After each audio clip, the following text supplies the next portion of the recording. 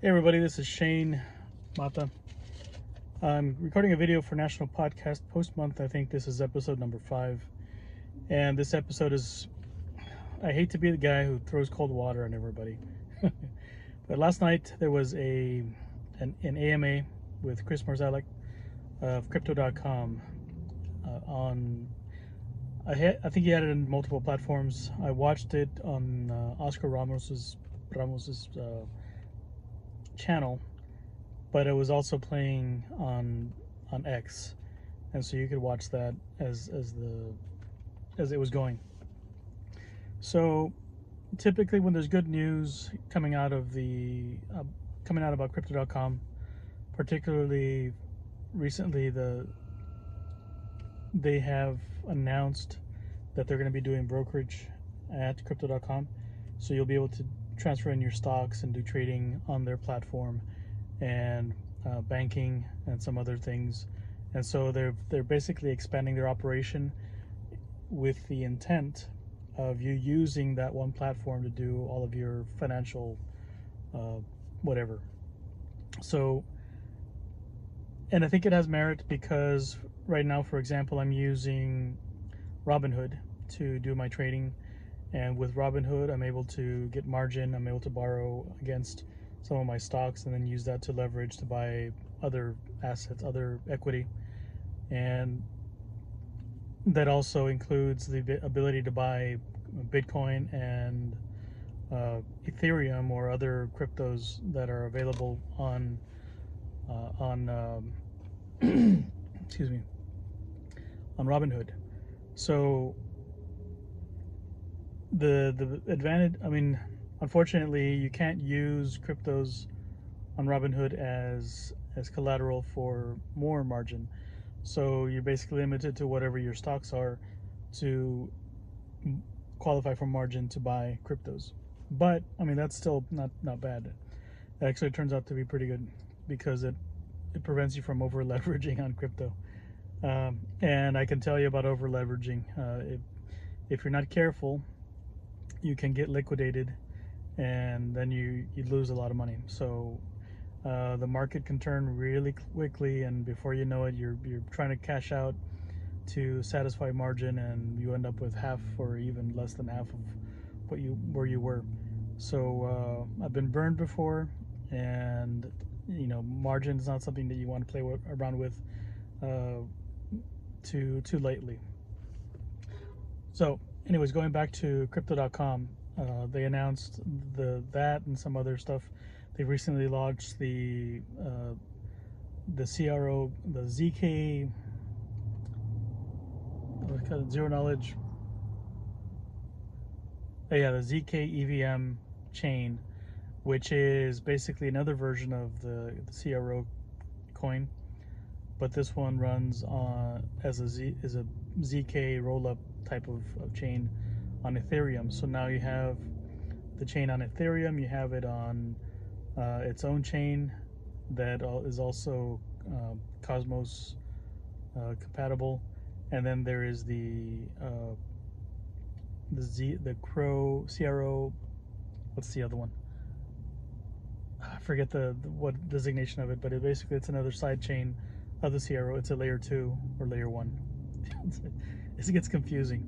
So because now there's a layer 1, there's a layer 2, and there's a layer 3 CRO, and the layer 3 doesn't even have anything to do with layer 1 or 2.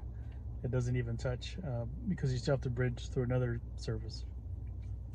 But so there's a lot of good developments coming out with Crypto.com as far as their ecosystem.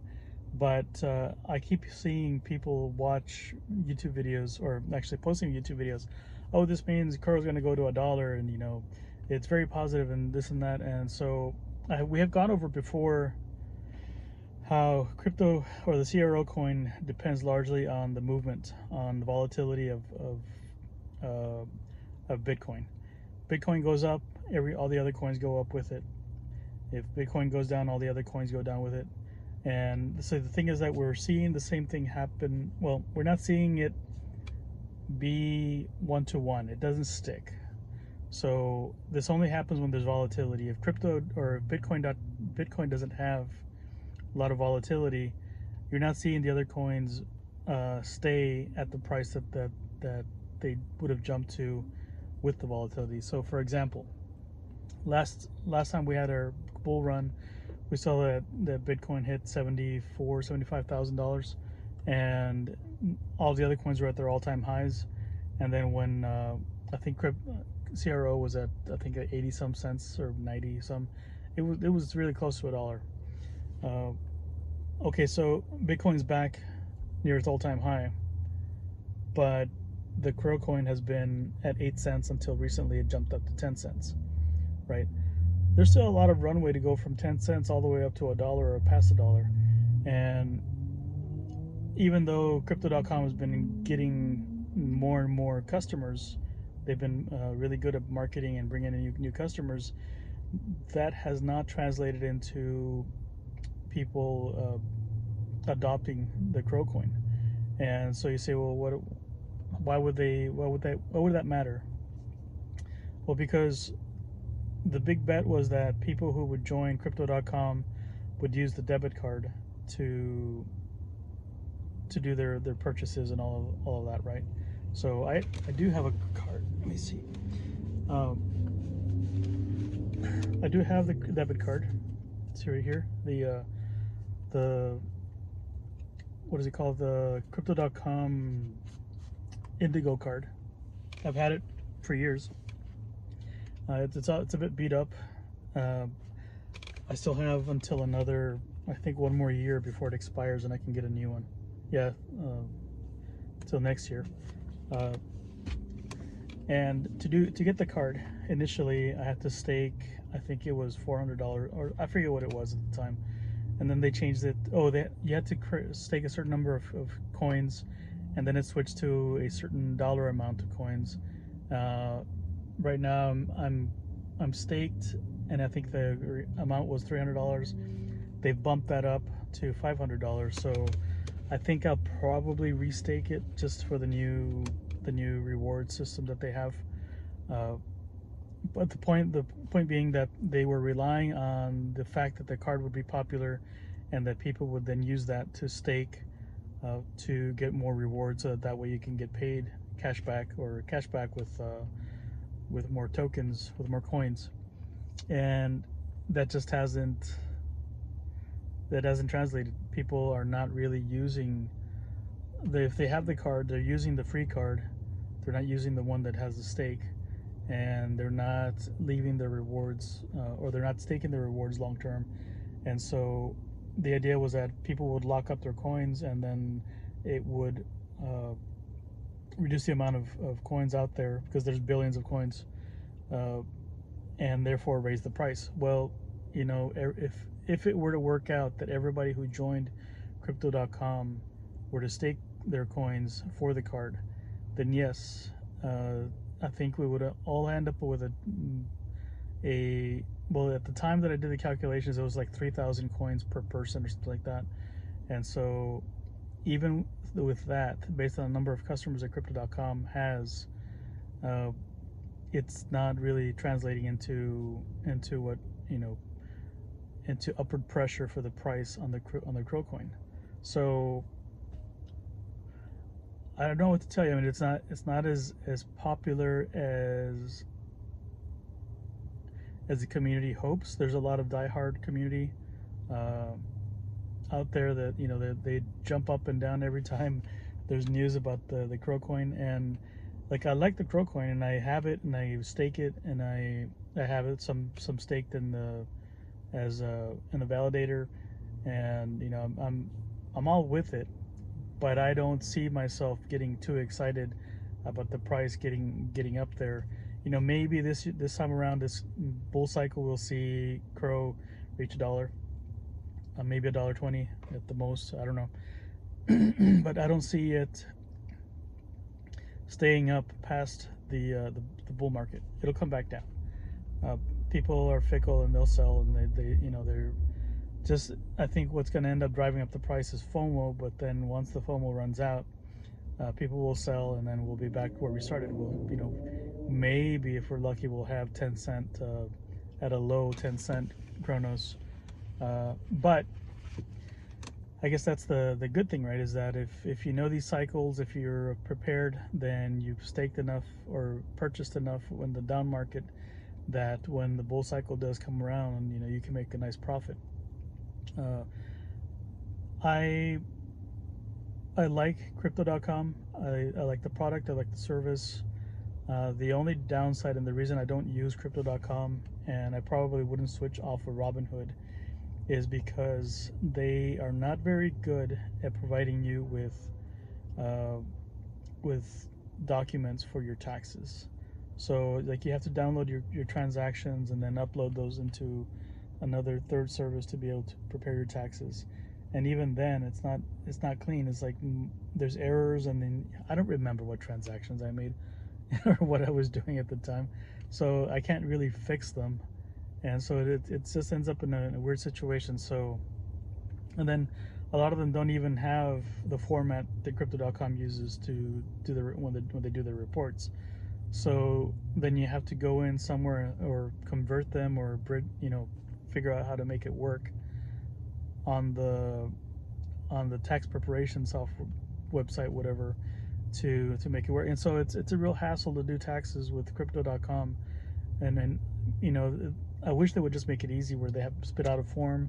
Here's your PDF with everything you need to do your taxes, and thank you. So maybe that'll change when they have the brokerage, because brokerages now do offer that sort of service. But if they don't, then that would be a real hassle to be able to do your taxes. And so for me, when it comes to taxes, it's just not worth it to use Crypto.com. So that doesn't mean I've stopped using them. So here's the thing: is the taxes thing is going to be mostly as a result of when you're trading, you're going to buy, sell, that sort of thing. For the most part, from my understanding, so I'm not an accountant or a lawyer or anything like that, but my understanding is that if you buy coins with the intent of using them to purchase things, right, then you're using basically as money, and theoretically you're going to be buying and selling at the same price. Don't worry about it, is my interpretation. Because it's a wash. There's no point going through the paperwork and causing the IRS to have to go through all that. So if I'm going to buy something using crypto, I'll use Crypto.com. I'll put the money in, convert it to the crypto, use the crypto to buy whatever it is I need to do, and then that's it. I don't worry about the taxes on that. I'm probably wrong, and I'm gonna get audited or something. But on the stuff that I do make money on, or take a loss, as often happens, then for that I'm using Coinbase, and Coinbase has Coinbase One, which at the end of the year prepares a sheet that you can use to submit to the IRS to do your taxes. So for me, the $30 a month is worthwhile. See, that's another thing, is I'd be willing to pay Crypto.com, monthly, for them to just do my taxes for that part, just the crypto part. And if they're going to be doing stocks and other equities, to do the taxes for that stuff too, I mean, that's all I need. I'm willing to pay for it. So that, I don't know, I don't want to be the guy like I said, throwing cold water on everybody. But despite these changes and these announcement that Crypto.com has made recently, I don't see it affecting the price of Crow all that much. I think what's going to change the price of Crow ultimately is the volatility of the market. As there's more transactions, as people are doing more DeFi, then I do see Crow going up in price. As FOMO kicks in, people are going to be speculating left and right. They'll be buying Crow. I expect the price to go up from that. But I think what we're seeing here is the groundwork is laid, and then it's just a matter of people to show up and do what they do, and we'll see the price go up. But I don't expect that it's going to stay up. It won't stay up indefinitely. It's going to come down at some point once the bull market is over. So that's just my opinion. I really, I haven't looked at the numbers lately to try to figure out, based on how many customers Crypto.com has, as to how much of a difference it's going to make that's, you know, a certain percentage of people holding Crow would do to make the price go up or down or whatever. So I'm just kind of reacting right now to the hype that you're going to see about the Crow. So again, just to recap, I mean, I believe in it, I invest in it, I use it, but I'm not all that, you know, I'm not going to try to you know, to pull the wool over your eyes and tell you that the price is going to jump up to $1 just because there's a new announcement. And that's just not the way that the market works. You know, people have to buy into it, and there's billions of users with the card, and they're not staking it, they're not using it for their daily stuff. They could use it to buy stuff, to pay for vacations on Travala. They could use Crow to buy things, you know, but they're not doing it. And so, you know, you're not gonna suddenly see a surge of people figuring out how it works. I'm pretty sure they know how it works, but they're using their debit cards or credit cards anyways for cash transactions. They're not using Crow as money. And I don't see that happening anytime soon. And for people that are staking it for in their in the validators, you know, they're just staking it in validators and getting out the extras. And I see a lot of transactions where people are just withdrawing their earnings and then staking them again, and they're just revolving that. But I mean, that's only going to account for so much, and if that hasn't driven up the price by now, you know, what do you expect? I don't know. It's hard for me to get excited with any of the announcements that Crypto.com has, because it hasn't translated into a price increase, and everything that is built to facilitate that, it's there, and I think it'll work once the market is hyped up again and everybody's is speculating left and right. I think then we'll see it, but it won't be a lasting hike in the price. That's my 2 cents. So anyways, that's it for today's National Podcast post-month vlog. So we'll talk to you again soon. Goodbye.